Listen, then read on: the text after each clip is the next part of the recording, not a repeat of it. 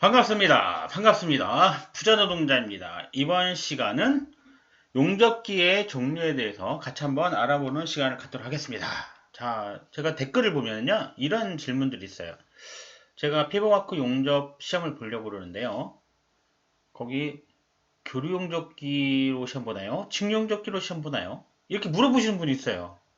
또, 또 다른 댓글을 보면은 제가 피부과크 용접 관련 시험을 보려고, 실기 시험을 보려고 하는데요. 교류용접기로 시험 본다고 들었는데 회사에 알아보니까 직무용접기가 있어서 그걸로 연습하려고 하는데 그걸로 연습해도 될까요? 이렇게 물어보시는 분들이 있어요. 여러분 어떻게 생각하세요? 또 어떤 분은 이런 생각하시죠? 그게 뭐야? 교류용접기하고 직무용접기 그게 뭐지? 그런 게 차이가 있나? 뭐 어떻게 생겼지? 이렇게 생각하시는 분도 있을 수 있습니다. 뭐 저도 물론 용접할 때 처음에 교류용접기, 직무용접기 있는지 잘 몰랐죠. 다도 처음엔 그랬죠. 또 궁금한 거 있죠. 또 댓글에 이런 거 있어요. 보면은 현장에 가면은 피부과학 용접을 할 때가 많거든요. 뭐 제가 옛날에 일했던 원자력 공장이라든지 뭐 보일러 공장, 보일러라는 거는 뭐 기토라인 보일러 이런 거 말고요. 이렇게 물을 끓이는 거예요. 보일러 발전 설비 만들 때 보면은 보일러 공장 있죠? 거기에는 뭐 파이프라든지 막 여러 가지 막 들어가는데 그런 게 모두 고온 또 고압이 걸리기 때문에 굉장히 용접을 잘해야 되겠죠? 네, 그런 데에서 용접할 때는 주로 피부과학 용접을 많이 하는데 피부과학 용접은 제가 본 바로는 직용접기를 한 건 본 적이 없어요. 모두 교류용접기로만 했습니다.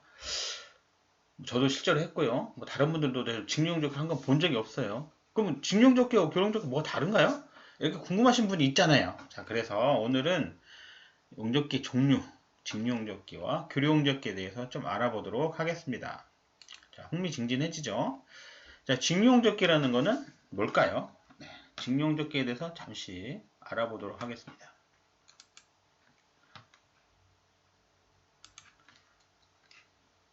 자, 용접기를 이제 보시면은요. 자, 이렇게 용접기 본체가 있잖아요. 아이고. 자, 용접기 본체가 이렇게 있고요. 자, 이렇게 네모난 용접기가 있고요. 이제 여러분들이 현장에 가시면은 이 용접기가 세팅되어 있는 경우도 있지만 용접기가 죄송합니다. 용접기가 세팅되어 있는 경우도 있긴 한데 대부분은 세팅되어 있지 않고 여러분들이 세팅을 하셔야 돼요. 이거 연결 어떻게 해요? 이렇게 물어보시면 정말 답 없는 거죠. 네, 그거 나는 초보입니다라고 말하는 거랑 다름없잖아요. 자, 그럼 어쨌든 그러면 이제 처음에 배전판이 있잖아요. 이렇게 배전판이 있으면은 이게 380일 수도 있고 220일 수도 있고 막 이렇게 있잖아요. 그렇죠? 네. 그러면은 네, 이렇게 이걸 뒷선 연결한다고도 하죠. 이렇게 전선을 연결해야 되잖아요. 그렇죠?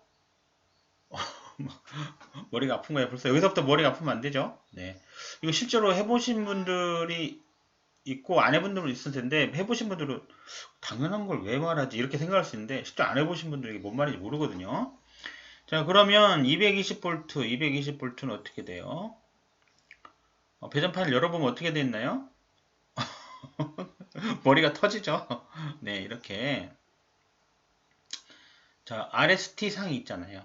이렇게 이제 메인 스위치가 있고요. 여기서 하나, 둘, 셋, 이렇게 넷에서 또 여기 스위치가 차단기가 하나 더 있죠. 여기서 RST 상, 둘, 셋, 이렇게 해서 여기 연결하잖아요. 그죠? 네, 모르면 한번 하시는 거 보세요. 그 다음에 또 하기 전에 뭘부터 확인해야 돼요?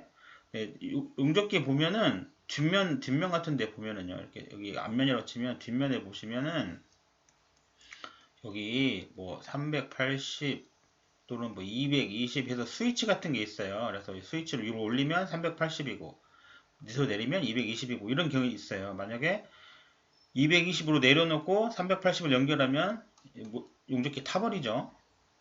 이런 거 조심해야 되겠죠? 네, 이것도 확인하고요. 자, RST를 물리시고요. 그 다음에 외함에 용접기 외함에 접지해놔야 되잖아요. 용접기 외함에 접지하시고요. 접지 않으면 안 되나요? 어떻게 생각하세요?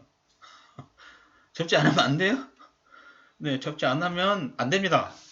네, 큰일 나요. 네, 사람 죽습니다. 잘못하면. 감전돼. 특히, 어, 용접사는 뭐 죽거나 사고 당할 일이 거의 없어요. 용접하다 보면은 굉장히 위험하다고 생각하시는 분이 많은데 저는 용접사가 사고 당하는 걸 본 적이 없어요. 아직까지는.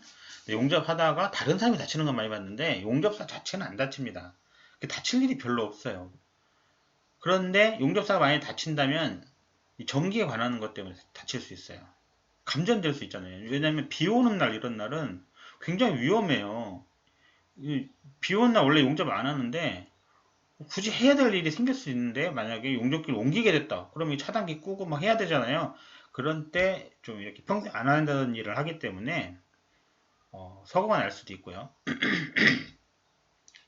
죄송합니다. 또 이런 경우도 있어요. 뭐 용접사가 다치는 거요. 그래서 용접사가 지금 여기서 파이프가 이렇게 있어요. 파이프를 이렇게 엄청나게 큰 파이프예요. 이렇게 해가지고 자, 이렇게 여기 이 두 부분을 용접해요. 용접사가 이렇게 서가지고 용접을 하고 있습니다. 용접을 하고 있는데 누가 옆에서 이 샵장 안에서 일을 하고 있는데 누군가 옆에서 크레인 있잖아요. 크레인으로 이따만한 큰 무게 중량물을 옮기고 있어요. 크레인으로 띠리리리리리리리 막 이렇게 해서 가잖아요. 이렇게. 근데 만약에 사람이 용접하고 있으면 어떻게 해요? 여기 이렇게 쭉 줄을 내려서 뭐 이게 뭐 업, 다운, 뭐 좌우, 상하, 좌우 뭐 이런 거 있잖아요. 이거 컨트롤러로 이렇게 하면은 여기 사람이 용접하고 있으면은 이게 위로 지나가면 안 되잖아요. 그죠? 근데 그럼 이 사람이 와가지고 저 아저씨 여기 무거운 물질 지나가니까 잠깐만 나와주세요. 이렇게 말하면 되는데 말하면 이 사람이 뭐라고 그래요? 아, 이제 바빠 죽겠는데 이렇게 하나요? 네, 그러나 그거 없습니다. 아, 네 하고 잠깐 끊었는데 이게 끊을 때까지도 말 걸기가 좀 그래요. 그럼 어떻게 이 사람이? 그냥 이 무거운 거 슉 가져가 버려요. 용접하다 보면 등골이 서늘할 때가 있어요. 그런 경우 있어요. 그럼 이게 가면 어떻게 만약에 가다가 얘가 줄이 끊어지면 어떻게 돼요? 여기서 뭐 띡 하면 사람이 땡 할 거 아니에요. 그러니까 사람이 오징어 될 거 아니에요. 이런 경우는 있습니다. 이런 경우는. 그러니까 소리 나잖아요. 띠리리리리리리리 막 이렇게 소리 나잖아요. 움직이면은. 그렇죠? 그리고 이게 이제 샵장 안에서는 그렇고 밖에서 카고 크레인이나 막 크레인 있잖아요. 타워 크레인이나 이런 걸로 옮길 때 신호수가 옆에서 호루라기 막 불잖아요. 근데 만약에 용접사가 귀에다가 이어폰 꽂고 있어요. 음악 들으면서 용접하고 이거 됩니까? 절대 안 되죠. 왜요? 만약에 가다가 아저씨 나와요 했는데 이어폰 끼고 있으면 어떻게 돼요? 네, 그냥 죽는 거죠. 잘못하면 큰일 나죠. 하여튼 이런 경우는 있지만 용접사가 다치는 경우 극히 드뭅니다. 근데 어쨌든 다친다면 전기 쪽으로 문제가 생길 수 있어요. 자, 어쨌든 얘기가 길어졌네요. 근데 어찌 보면 이런 것들이 용접법보다 더 중요한 거죠. 안전이 제일 중요합니다. 우리가 먹고 살려고 좋은 날 보려고 용접하는 건데 죽어버리면 어떻게 다쳐버리면 안 되죠. 당연히 우리 항상 밖에 일하러 나오셨을 때 처음 여러분들이 가장이시잖아요. 또 우리 자녀들이 또는 부인이 또 아니면 남편이 또 우리 부모님들이 일하러 나올 때 잘 다녀오세요. 잘 다녀와. 이렇게 했는데, 그때 그 모습 그대로 집으로 돌아가야 됩니다. 조금이라도, 발톱 하나라도 다치면 안 돼요. 손끝 하나라도 다치면 안 됩니다. 이거 쉽게 생각하시는 분인데, 절대 그러면 안 돼요. 아침에 인사했던 그대로 돌아가셔야 됩니다. 우리가 이거 다 먹고 살자고 하는 거잖아요. 안전이 최우선입니다. 안전에 민감하지 않은 어떤 현장도 다 거짓입니다. 그런 데는 돈도 안 나와요, 결국. 다 띄어먹었습니다. 사람 목숨도 우습게 하는데, 돈 죽었어요? 그렇죠? 저는 제가 이제 투자하잖아요. 투자에 관한 얘기 많이 하는데 제가 현장에 가보니까 사람을 우습게 보는 현장이 많더라고요. 사람에 이렇게 해서 일하는 거, 노동하시는 분들 이렇게 우습게 보는 현장들이 있어요. 그런 회사들. 제가 그런 회사는 투자 안 합니다. 왜냐면은 그런 회사는 보나 많아요. 사람을 귀하게 여기지 않는 회사는 보니까 결국 주가가 어떻게 돼요? 주가가 우하향하죠. 계속 몇십 년째 하향하는지 몰라요. 이렇게 하향하게 돼 있습니다. 사람을 우습게 보는데 그런 회사가 잘 될 수가 없는 거예요. 얘가 산으로 갔습니다. 어쨌든 중요한 얘기죠. 네, 여러분들 투자하실 때는 사람을 우습게 보는 회사는 투자하지 말아야 되겠죠? 네, 어쨌든 자, 얘기 길어졌네요. 이렇게 용접기가 있으면 이제 뒤에 전선을 연결했죠. 그 다음에 플러스 마이너스가 있다. 이런 건 뭐예요? 이런 건 이건 직용접기죠. 그래서 지금 여기 플러스 쪽에다가 이렇게 플러스 쪽에다가 접지 클램프 접지를 해서 접지 클램프로 물려서 모재를 연결하고요. 모재를 연결하고 마이너스 쪽에 이렇게 토치를 해가지고 여기다 용접을 찍 한다. 이렇게 두 개를 용접한다. 그러면 이걸 뭐라고 그랬죠? 직류 전극성이라고 했잖아요. 그렇죠? 기억나시죠? 플러스 마이너스가 있다는 건 직류라는 거예요. 직류 용접기란 뜻이죠. 보통 플러스는 빨간색으로 칠해져 있는 경우가 있고요. 마이너스는 검정색으로 되어 있는데 그게 뭐 바뀌는 경우도 있고 그렇습니다. 그러면 말 나온 김에 직류 전극성 특징이 뭐예요? 직류 전극성 배우셨죠? 네, 기억나시죠? 직류 전극성 직류 전극성은 어떻게 돼요? 모재 플러스 토치 마이너스 용입 깊고 용입 깊죠? 또 비드폭 좁다. 이런 건 시험에 잘 나오죠? 이건 당연히 알아야겠죠. 네. 자, 이렇게 직류용접기는 플러스 마이너스가 있는 거를 직류용접기를 하고요. 이게 없어요. 교류라는 것은 파형이 이렇게 한 번은 플러스이고 한 번은 마이너스이고 한 번 플러스 얘가 한 번 플러스였다가 얘가 한 번 플러스였다가 얘가 왔다 갔다 하는 거죠.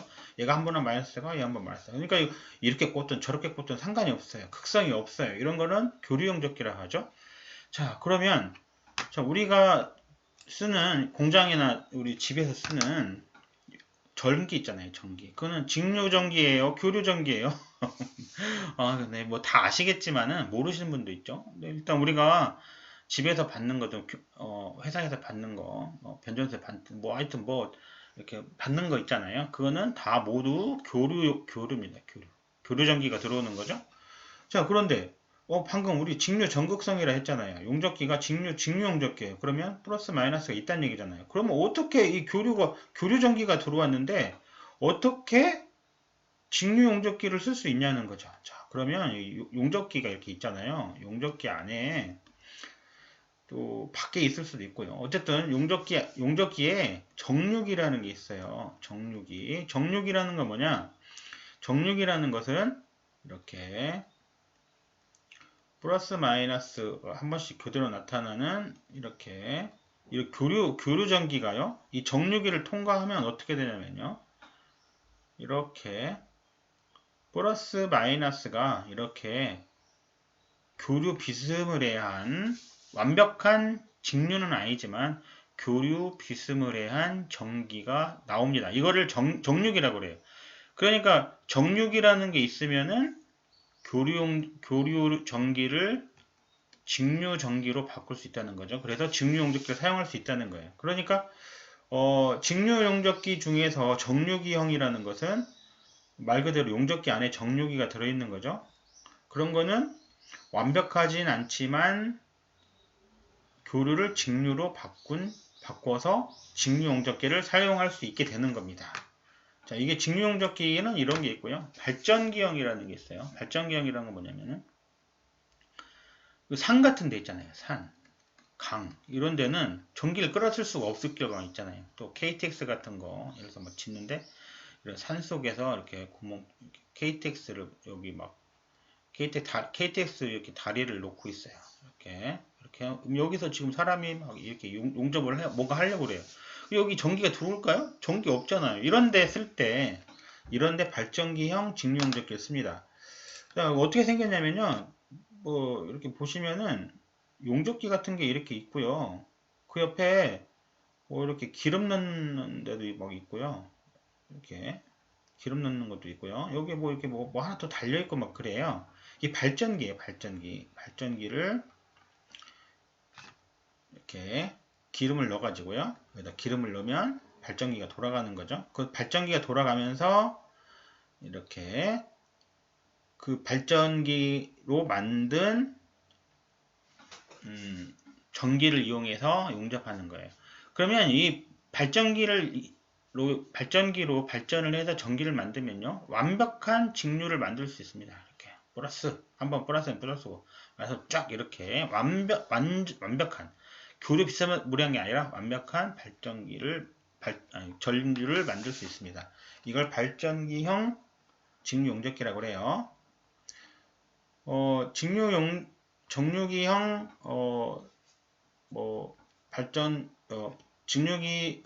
정류기형 직류용접기 종류 같은 것도 가끔 시험에 나오긴 하는데 그렇게 이제 더 깊게 들어가면 조금 머리 아픕니다. 여기까지 하고요. 혹시 그런 게 더 궁금하신 분들은 좀 더 책을 찾아보시도록 하시면 좋은데 저는 어떤 생각이냐면은 이거를 우리가 학문적으로 용접을 배울 건 아니잖아요. 물론 저는 이제 그거를 학문적으로도 더 더 이렇게 완성을 하려고 이렇게 공부도 하고 그러고 있습니다만은 여러분들이 그럴 건 아니잖아요. 그죠? 우리가 교수님이 되거나 이럴 건 아니잖아요. 우리가 원하는 거는 시험을 통과하고 싶은 거잖아요. 그래서 그 정도만 알면 되는 거죠. 너무 깊게 아시고 싶으신 분들은 저한테 개인적으로 이렇게 게시판에 올려주시거나 그러면 제가 답문을 드리겠습니다. 수준을 딱 이 정도까지 우리가 짧은 시간에 공부해서 합격할 수 있게 하는 게 이제 제 생각이거든요. 목표고요. 자, 그럼 직류 용접기의 특징 한번 볼까요? 직류 용접기는 아크가 굉장히 안정적입니다. 저번에 아크 쏠림 시간에도 한번 얘기를 했는데 직류 용접기는 이렇게 두 개의 판을 용접한다 그러면 이렇게 모재가 플러스죠. 그 다음에 토치는 마이너스. 이걸 직류 전극성이라고 한다 그랬죠? 얘는 플러스면 계속 플러스예요. 얘는 마이너스면 계속 마이너스. 그러니까 아크가 어떻게 돼요? 아크가 안정적이죠. 왔다 갔다 하지 않으니까 아크가 안정적이에요. 단 아크 쏠림이 있을 수가 있죠. 그렇죠? 전자력 설명했죠?